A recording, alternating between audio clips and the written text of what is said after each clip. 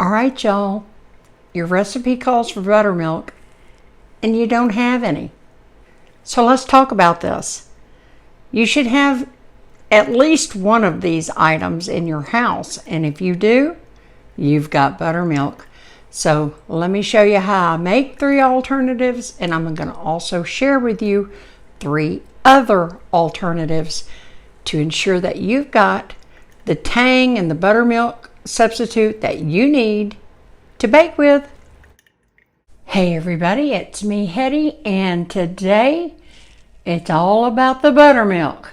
I'm going to give you several options for buttermilk. Okay, sometimes, especially during the holidays, we're baking more than we normally do. And so I'm going to give you 3. These are very common. I've had success with these. And I'm going to give you alternatives, several alternatives.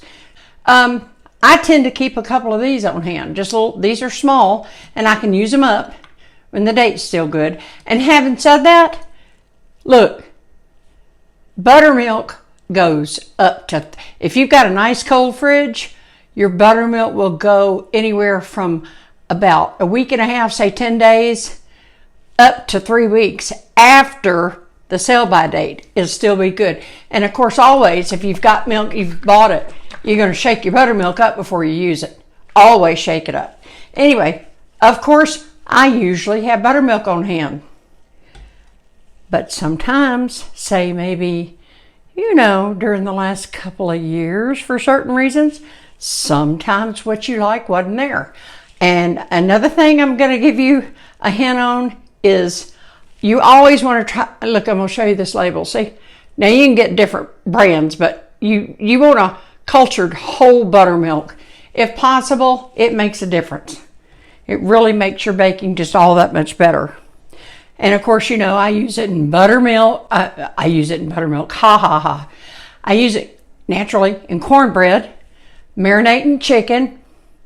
There's all kinds, baking. I could go on and on about, different cakes, whatever, pancakes. So anyway, that's just a couple of uses for buttermilk. And some people do freeze buttermilk. I personally have not been happy when I froze it. Okay, so, and if you did freeze it, I would definitely get freezer bags and I would measure out half a cup to a cup if you are going to do that. But it doesn't go past about maybe 6 weeks, 2 months in the freezer if you're wanting to try to maintain quality. But personally, I do not like to use frozen buttermilk. But you do you. That's okay if that's what you want to do. But in a pinch, I'm going to show you several substitutes for actual just buttermilk like I've been showing you. All right, right here I've got white vinegar. This is just milk. I do not need this. I'm doing this for y'all. I do not need this. As you can see, I've got 3 of these right now. And I've got 1 open, so I don't need this. I am probably going to throw it into something. I'm going to throw it into biscuits or something. I am going to use it. So right here, there's white vinegar in here. I've got lemon in here and cream of tartar in here. And then I'm going to talk about a couple of other alternatives. Okay, so pretty simple. Now, I want you to know I'm doing a half of a cup. A half of a cup. I'm not doing a whole cup. But the recipe, always, if you're new, I always put all the information underneath in the description box. You might have to click that little see more in that rectangle that comes up directly under the video, but you'll see it. But I am only making half a cup. So I've measured mine accordingly. But to 1 cup, if you're needing 1 cup of buttermilk, it would be 1 cup of milk, and I'm using whole milk, and then 1 tablespoon of white vinegar. Okay, and then I'm going to stir that up. Here's a half cup, and it's the same measurement. Of course, like I said, I'm doing a half recipe, but this would be 1 cup to 1 tablespoon of lemon juice. And this one is a little bit different. I'm going to show you. Here's what I do. This is cream of tartar. And I don't have the full amount, but it would be 2 teaspoons teaspoons. That was 1 tablespoon, that was 1 tablespoon, but cream of tartar, it's 2 teaspoons. Okay, and then what I'll do is I just take some of that milk that I already measured out, and I just give it a good stir with a fork, or in this case I've got a whisk, that because this is a powder and I don't want it to all settle down immediately to the bottom. So I just mix it in a separate little bowl and I pour it back, and then I'm gonna give this a good stir. Just stir, stir, stir.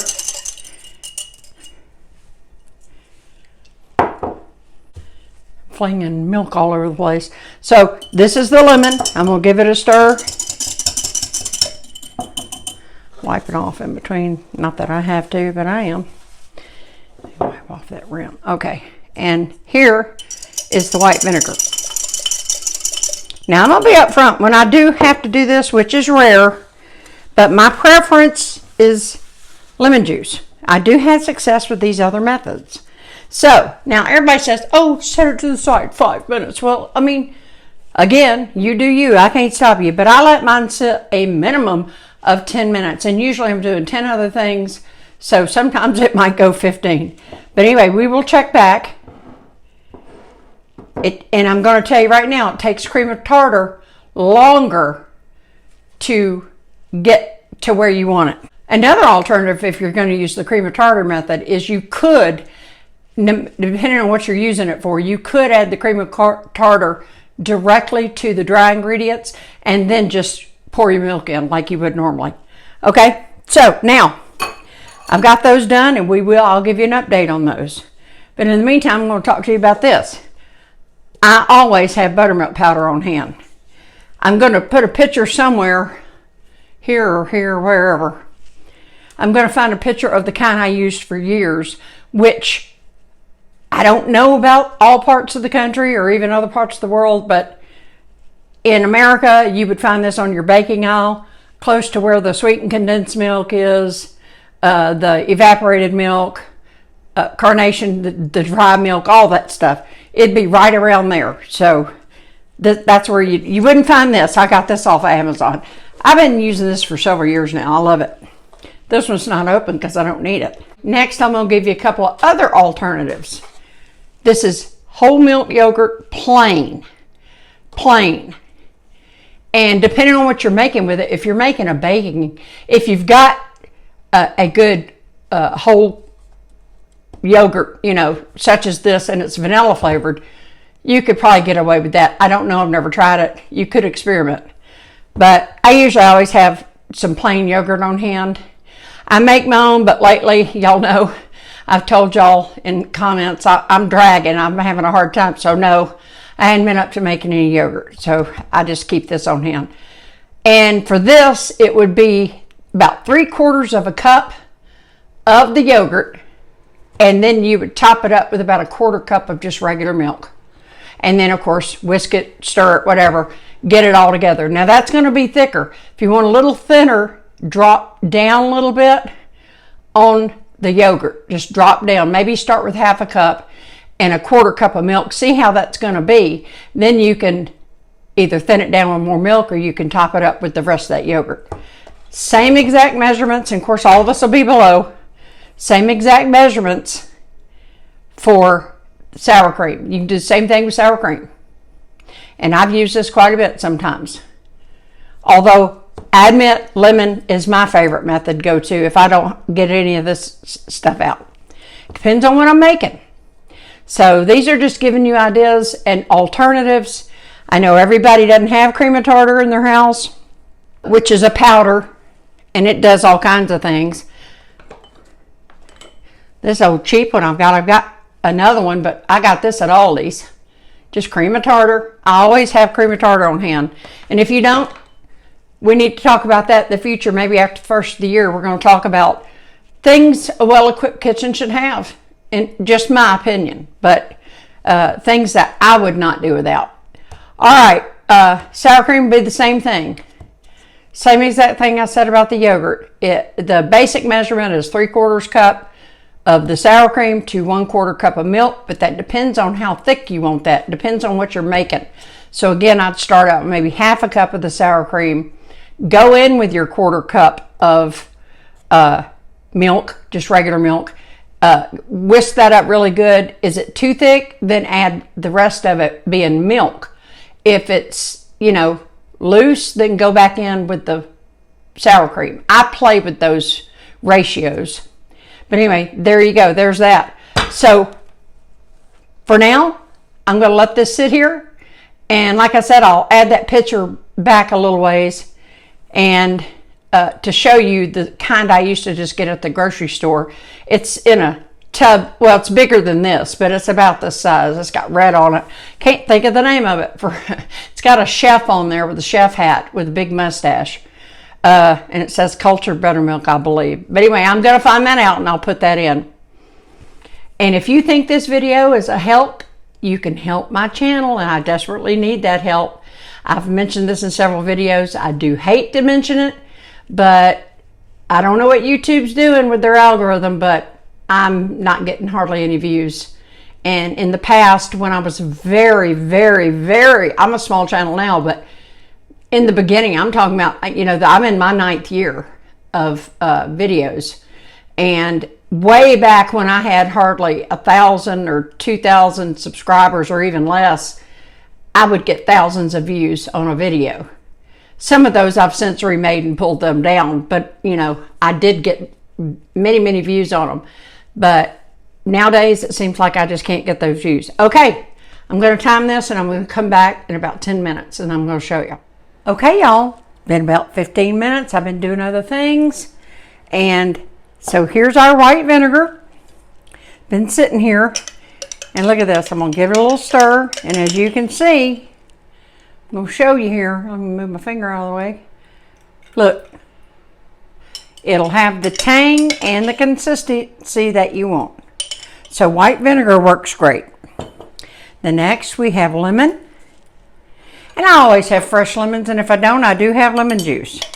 And I'm going to give this a little stir, and as you can see, its consistency is going to be almost equivalent of the white vinegar. They're about the same. In fact, if I mix these up, I wouldn't even be able to tell the difference. Okay, so there's that, so you can see, and that's also going to give you that tang. And then last but not least, here's our cream of tartar. We'll give it a nice little stir. And again, it is not as thick as the vinegar or lemon juice. But in many recipes, you don't need that. So there you have it.